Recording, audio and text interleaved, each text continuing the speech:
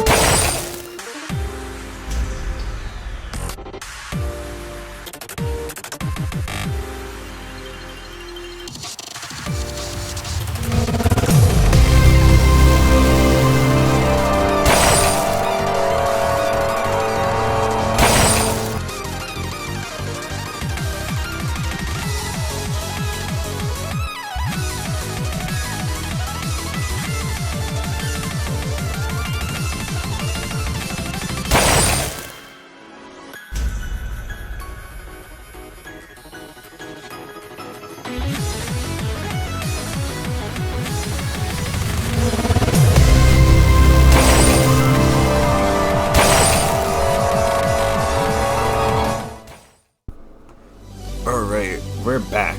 So I know I'm a little bit late because I had stuff to do, but we are back, and the best ore we got was a matrix, because this doesn't count because I rolled it during night. It was 1 in 6 million, so matrix was the best one.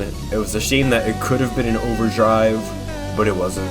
So yeah, but we also got a chromatic and some star scorches and a whole bunch of other ores that we don't care about except for Poseidon. And this Arcane Legacy was before I recorded. But yeah, so this glove is really good. It's like really good, especially for getting rolls, and it also has a high amount of luck too. So pairing it with a Poseidon potion and a diver potion gives you so many rolls. So and it also made me reach 8 million rolls as well, so that's nice. But yeah, that's all I have other than bye bye.